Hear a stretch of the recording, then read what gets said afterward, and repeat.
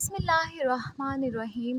سانحہ کربلا انسانی تاریخ کا ایک دلخراش واقعہ ہے کہ جس میں پیغمبر صلی اللہ علیہ وسلم کے پیروکار اپنے ہی نبی کے نواسے کو بے دردی سے شہید کر کے ان کا سر اقدس نیزے پر سجا دیتے ہیں۔ 11 محرم کو عمر بن سعد اپنے ان ساتھیوں کو دفنا دیتا ہے کہ جو اہل بیت کے ہاتھوں قتل ہوئے تھے، اور سید زادیوں اور اصحاب کے 72 جسد مبارک بے غور کفن چھوڑ دیے جاتے ہیں۔ یزیدی لشکر امام علی مقام اور ان کے 72 ساتھیوں کے سر مبارک آپس میں بانٹ لیتے ہیں، اور اہل بیت کی شہزادیوں کو قیدی بنا کر یہ قافلہ عمر بن سعد اور رشم لائن کی نگرانی میں کوفہ کی جانب سفر شروع کر دیتا ہے۔ ادھر کوفہ کا گورنر عبید اللہ ابن زیاد اسیر ان کربلا اور شہداء کے سروں کو دیکھنے کے لیے بیتاب بیٹھا ہے، اور پورے کوفہ کو دلہن کی طرح سجا دیا جاتا ہے۔ اسران کربلا کے قافلے کے حالات یہ ہیں کہ شہداء کے سر نیزوں پر ہیں، اور رسول اللہ صلی اللہ علیہ وسلم کی شہزادیوں کو بغیر کجاوے کے اونٹوں پر سوار کیا گیا ہے، جبکہ امام علی مقام کی لخت جگر شہزادہ امام زین العابدین کے ہاتھ بندھے ہوئے ہیں اور ان کو پیدل سفر پر مجبور کیا جا رہا ہے۔ اللہ اکبر! حضرت زین العابدین بیماری سے نڈھال ہیں اور تھوڑے سے سفر میں ہی تھک جاتے ہیں اور جگہ جگہ رک کر سانس لیتے ہیں، لیکن شمر معلول کو کوڑا مارتا ہے اور چلتے رہنے کا حکم صادر کرتا ہے۔ ادھر دوسری طرف جہاں کربلا میں لاشیں بکھرے پڑے ہیں، 13 محرم کو وہاں قبیلہ بن واسط کی عورتیں دریائے فرات سے پانی بھرنے آتی ہیں تو لاشیں دیکھ کر ان کی چیخیں نکل جاتی ہیں، اپنے مردوں کو بلا کر لاتی ہیں اور تمام جسد مبارک کو ایک گھوڑا سوار شخص کی ہدایات کے مطابق دفنا دیا جاتا ہے۔ اسیران کربلا کا قافلہ کوفہ کی جانب رواں دواں ہے۔ یزیدی سپاہیوں نے سستانے کے لیے قافلہ کو راستے میں روکا۔ یہاں تاریخ طبری میں امام طبری اور البدیہ والحانیہ میں علامہ ابن کثیر لکھتے ہیں کہ یزیدی فوج شراب میں مست تھی، جس وجہ سے ایک سپاہی عنان بن حجید نواسۂ رسول صلی اللہ علیہ وسلم کی بیوی حضرت رباب کی طرف بدمستی میں بڑھا تو شیر خدا کی شیر بیٹی حضرت زینب سلام اللہ علیہا نے قریبی کھڑے دوسرے سپاہی کی تلوار کھینچ کر پہلے عنان بن جید کا بڑھتا ہوا ہاتھ کاٹا، پھر اس کی گردن اڑا دی۔ اس واقعے کے بعد کافی دیر تک لشکر میں خاموشی چھائی رہی۔ پھر حضرت زینب نے وہاں پر اہل بیت کی عظمت کے بارے میں خطبہ ارشاد فرمایا۔ امام طبری روایت کرتے ہیں کہ ابن سعد نے خولی کے ہاتھ امام علی مقام کا سر اقدس ابن زیاد کے دربار بھیجا۔ خولی جب کوفہ پہنچا تو رات کا وقت تھا، اس لیے وہ سر مبارک کو اپنے گھر لے گیا اور ایک برتن میں ڈھانپ دیا۔ سر مبارک کو دیکھ کر اس کی بیوی نوار سخت ناراض ہوئی کہ یہ تم نے کیا ظلم کر دیا۔ وہ بیان کرتی ہیں کہ خدا کی قسم میں نے دیکھا کہ ایک نور برابر آسمان سے اس برتن تک ستون کی مانند چمک رہا ہے، اور میں نے سفید پرندے دیکھے جو برتن کے ارد گرد منڈلا رہے تھے۔ چنانچہ 12 محرم کو اسیران کربلا اور نواسۂ رسول صلی اللہ علیہ وسلم کے سر مبارک کو ابن زیاد کے دربار میں پیش کیا گیا۔ شیر خدا کی شیر بیٹی حضرت زینب اور ابن زیاد کے درمیان سخت گفتگو ہوئی۔ کوفہ کا درندہ سخت خونخوار حاکم عبید اللہ ابن زیاد، جس کی تلوار سے خون ٹپک رہا ہے، جو فرزند رسول صلی اللہ علیہ وسلم امام حسین اور ان کے اعوان و انصار کا خون بہا کر مست و مغرور اور کامیابی کے نشے میں بالکل چور ہے، اس کے مقابلے میں حضرت امام زین العابدین ایسا بے باک اور سخت لب و لہجہ اختیار کرتے ہیں کہ ابن زیاد آپ کے قتل کا حکم جاری کر دیتا ہے۔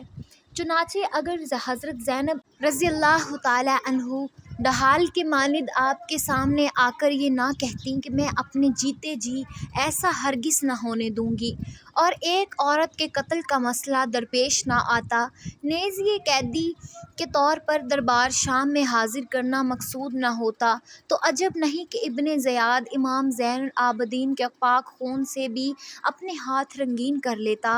ابن زیاد نے شہداء کے سروں اور کربلا کے اس قیدی قافلے کو شمر لعین اور طارق کی قیادت میں پریس کے دربار شام کی طرف روانہ کر دیا۔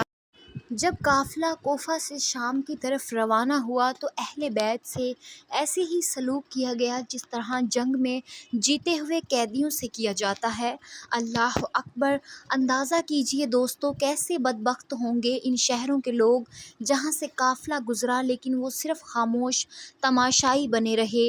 امام زین العابدین سے منسوب روایات میں ابن زیاد شمر طارق کا قیدیوں سے برتاؤ یوں منقول ہوا ہے: حضرت امام حسین کے شہزادے کو ایک اونٹ پر اس حالت میں سوار کیا گیا کہ امام حسین کا سر نیزے پر، قیدی عورتیں ان کے پیچھے اور نیزے بردار ان کے اطراف میں موجود تھے۔ اگر امام کی آنکھ سے آنسو جاری ہوتا تو وہ ان کے سر پر نیزے مارتے، یہاں تک کہ اسی حالت میں وہ شام میں داخل ہوئے۔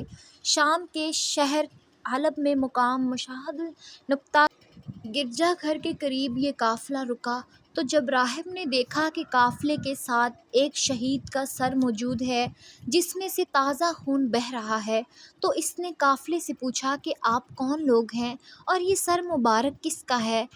یزیدی فوج نے کہا کہ یہ فوج پریز کی ہے اور یہ سر حسین ابن علی کا ہے۔ راہب کہنے لگا کہ سیدھی طرح کہو کہ یہ سر تمہارے نبی کے نواسے کا ہے۔ یہ جواب سن کر سب خاموش ہو گئے۔ جب راہب نے دیکھا کہ یہ کسی معمولی انسان کا سر نہیں ہے تو اس نے شمر اور طارق کو بیش بہا قیمتی تحائف اور سونے کے سکے دے کر کہا کہ آج رات یہاں ہی رک جاؤ اور ایک رات کے لیے یہ سر مجھے دے دو۔ لالچی سپاہی فوراً تیار ہو گئے۔ راہب ساری رات سر مبارک کی کرامات دیکھتا رہا اور صبح کلمہ پڑھ کر مسلمان ہو گیا۔ روایات کے مطابق ظلم و جبر سہتے یہ اہل بیت اطہار کا قافلہ پہلی صفر کو شام میں داخل ہوا۔ یزید کے حکم کے مطابق شہر کو ایسے ہی سجایا گیا تھا جیسے کسی جیتی ہوئی فوج کے کمانڈر کے استقبال کے لیے سجایا جاتا ہے۔ شہر میں داخل ہونے کے بعد اسیران کربلا کو جامع مسجد کے چبوترے پر بٹھایا گیا۔ یزید کے حکم کے مطابق محل کو سجایا گیا اور تمام بزرگان شام کو محل میں مدعو کیا گیا۔ پھر حکم ہوا کہ اب اسیران کربلا کو حاضر کیا جائے۔ ایک سونے کے طشت میں حضرت امام حسین کے سر مبارک کو یزید کے سامنے پیش کیا گیا۔ یزید نے اپنے ہاتھ میں موجود چھڑی کے ساتھ نواسۂ رسول صلی اللہ علیہ وسلم کے ہونٹوں اور دانتوں کی بے حرمتی کی۔ دربار میں موجود مروان بن حکم کے بھائی یحییٰ بن حکم اور صحابی رسول صلی اللہ علیہ وسلم ابو بزرہ سلمہ نے جب یزید کی ان حرکتوں پر اعتراض کیا تو یزید نے ان دونوں کو ذلیل و خوار کر کے اپنے دربار سے نکال دیا۔ علامہ امام ابن حجر مکی شافعی رحمۃ اللہ علیہ روایت نقل فرماتے ہیں کہ جب یزید نے حضرت امام حسین کے سر مبارک کے ساتھ بے ادبی کی تو اس وقت یزید کے دربار میں ایک عیسائی بھی موجود تھا۔ اس نے بہت متعجب ہو کر کہا کہ ہمارے یہاں ایک جزیرہ کے گرجا میں حضرت عیسیٰ علیہ السلام کے گدھے کے کھر کا نشان ابھی تک محفوظ ہے۔ ہم لوگ ہر سال ہدیے اور نذرانے لے کر اس کی زیارت کو جاتے ہیں اور اس کی اس طرح تعظیم کرتے ہیں جس طرح تم لوگ اپنے کعبے کی کرتے ہو۔ بلا شبہ تم لوگ جھوٹے اور بے ہودہ ہو۔ اسی طرح اس وقت ایک یہودی بھی موجود تھا۔ اس نے کہا کہ میرے اور میرے پیغمبر حضرت داؤد علیہ السلام کے درمیان 70 پشتیں گزر چکی ہیں، لیکن اب تک یہودی میری تعظیم و تکریم کرتے ہیں، اور تم نے اپنے نبی کے فرزند کو اس طرح بے دردی قتل کر دیا۔ صحابی رسول حضرت نعمان بن بشیر رضی اللہ تعالیٰ عنہ جو حضرت مسلم بن عقیل کے ساتھ کوفہ میں سختی نہ کرنے کے سبب بحکم یزید گورنری کے مقتول کر دیے گئے تھے۔ یزید نے انہیں اہل بیت نبوت کا ہمدرد سمجھ کر بلوایا اور کہا حسین کے اہل و عیال کو مدینہ پہنچانے کا انتظام کرو۔ حضرت نعمان بن بشیر کے ہمراہ 30 آدمیوں کا حفاظتی دستہ کیا گیا۔ وہ اہل بیت کو لے کر مدینہ منورہ کے لیے روانہ ہوئے اور راستہ بھر نہایت تعظیم و تکریم سے پیش آئے۔ مدینہ منورہ کے لوگوں کو واقعہ کربلا کی خبر پہلے ہی پہنچ چکی تھی۔ جب یہ لیٹا ہوا قافلہ شہر میں داخل ہوا تو ایک کہرام مچ گیا۔ قیامت سے پہلے قیامت آ گئی۔ دفور غم اور جذبہ بے خودی میں اہل مدینہ اپنے گھروں سے روتے ہوئے نکل پڑے۔ قافلہ سیدھا نبی کریم صلی اللہ علیہ وسلم کے روضہ اقدس پر حاضر ہوا۔ حضرت امام زین العابدین کی نظر جیسے ہی روضہ مطہرہ پر پڑی تو آپ بے اختیار رو پڑے اور صرف اتنا ہی کہہ سکے، یا رسول اللہ، اپنے نواسے کا سلام قبول فرمائیے۔ اس کے بعد مدینہ میں ایک نہ تھمنے والا آنسوؤں کا سیلاب آ گیا۔